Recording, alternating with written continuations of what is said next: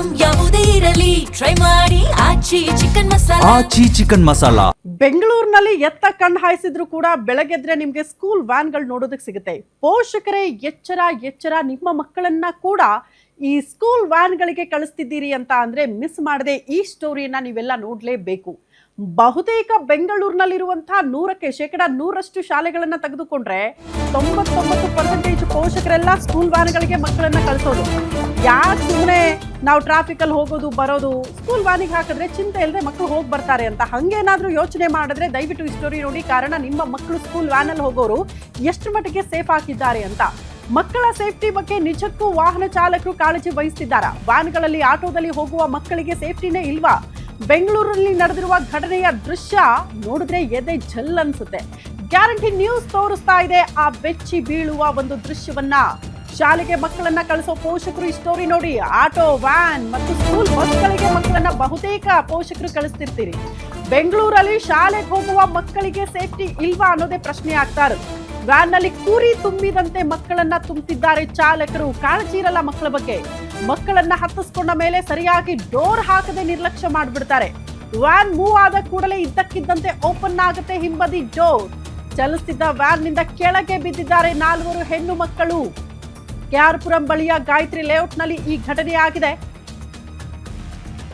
4 ಮಕ್ಕಳು ರಸ್ತೆ ಮೇಲೆ ಬಿದ್ದ ಬಳಿಕ ವ್ಯಾನ್ ನಿಲ್ಲಿಸಿದ್ದಾರಂತೆ ಚಾಲಕ. ಅಲ್ಲಿ ತನಕ ಆತನಿಗೆ ಗೊತ್ತೇ ಆಗಿಲ್ಲ ಡೋರ್ ಓಪನ್ ಆಗಿದೆ ಅಂತ.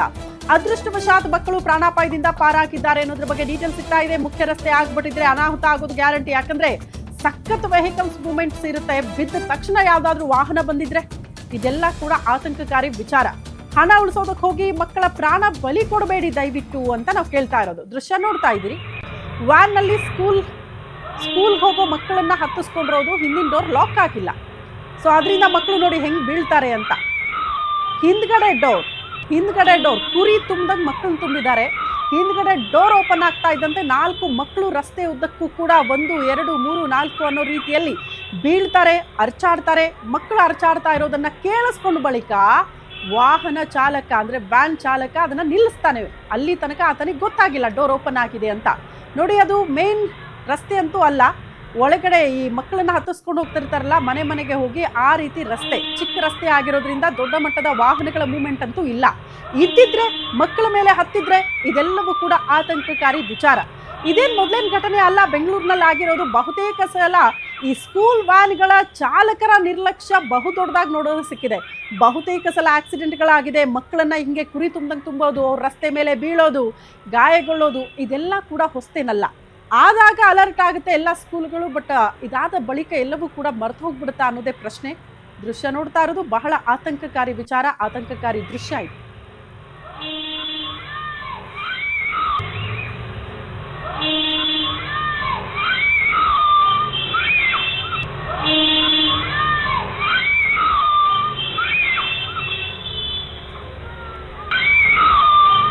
ಈ ಬಗ್ಗೆ ಮತ್ತಷ್ಟು ಡೀಟೇಲ್ಸ್ ಅನ್ನ ಕೊಡ್ತಾ ಹೋಗ್ತಾರೆ ಹಿರಿಯ ಪ್ರತಿನಿಧಿ ಅಜಯ್ ಕುಮಾರ್. ನೇರ ಸಂಪರ್ಕದಲ್ಲಿ ಜಾಯಿನ್ ಆಗ್ತಿದ್ರೆ. ಅಜಯ್, ಬೆಳಗ್ಗೆದ್ರೆ ಮನೆ ಬಿಟ್ಟು ಆಚೆ ಬಂದ್ರೆ ನೀವು ರಸ್ತೆ ಗಲ್ಲಿಗಳಲ್ಲಿ ಸ್ಕೂಲ್ ವ್ಯಾನ್ಗಳು ಮತ್ತು ಬಸ್ಗಳದೇ ದರ್ಬಾರ್ ಅನ್ನೋ ರೀತಿಯಲ್ಲಿ ಆಗೋಗಿದೆ.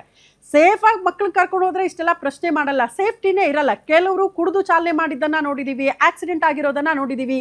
ಹಿಂಗ್ ಮಕ್ಕಳ ಬಗ್ಗೆ ಕಾಳಜಿ ಇಲ್ಲದೆ ಕುರಿ ತುಂಬಿದಾರಪ್ಪ. ಹಿಂದ್ಗಡೆ ಡೋರ್ ಓಪನ್ ಆದ್ರೂ ಕೂಡ ಗೊತ್ತಾಗಿಲ್ಲ ಅಂದ್ರೆ ಏನರ್ಥ ಅಂತ.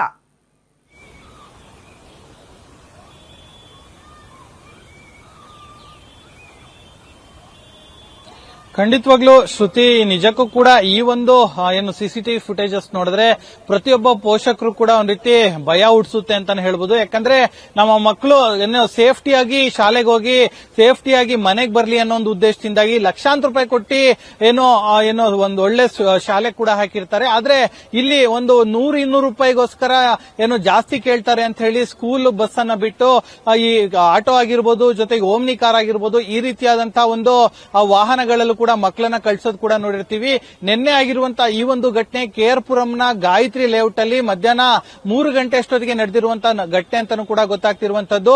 ಇಲ್ಲಿ ಓಮಿನಿ ಚಾಲಕ ಏನಿದ್ದಾನೆ ಆತ ಕೂಡ ಡ್ರೈವ್ ಮಾಡ್ಕೊಂಡು ಹೋಗ್ತಿರ್ತಾನೆ. ಮುಂದೆ ಒಂದು ಗುಂಡಿ ಸಿಗತ್ತೆ. ಅಂದ್ರೆ ಹಿಂದೆ ಇರುವಂತ ಏನು ಡೋರ್ ಏನಿದೆ ಅದು ಲಾಕ್ ಆಗಿದೆಯೋ ಇಲ್ಲ ಅದು ಕೂಡ ಇವರು ಪರಿಶೀಲನೆಯನ್ನ ಮಾಡಿಲ್ಲ. ಆ ಒಂದು ಗುಂಡಿಗೆ ಏನು ಗಾಡಿ ಇಳಿತಾ ಇದ್ದಂತೆ ಹಿಂದೆ ಇದ್ದಂತಹ ಮಕ್ಕಳೇನಿದ್ದಾರೆ ಎಲ್ಲರೂ ಕೂಡ ಡೋರಿಗೆ ಏನು ಹೊರ್ಕೊಂಡು ಕೂಡ ಕುತ್ಕೊಂಡಿರ್ತಾರೆ. ಆಗ ತಕ್ಷಣ 4-5 ಮಕ್ಕಳು ಏಕಾಏಕಿ ಅವರು ಕೂಡ ಕೆಳಗಡೆ ಬಿದ್ದಿರುವಂತದ್ದು. ಅಂದ್ರೆ ಅದೃಷ್ಟವಶ ಏನಂದ್ರೆ ಇದು ರೆಸಿಡೆನ್ಷಿಯಲ್ ಏರಿಯಾದಲ್ಲಿ ಆಗಿರುವಂತಹ ಘಟನೆ.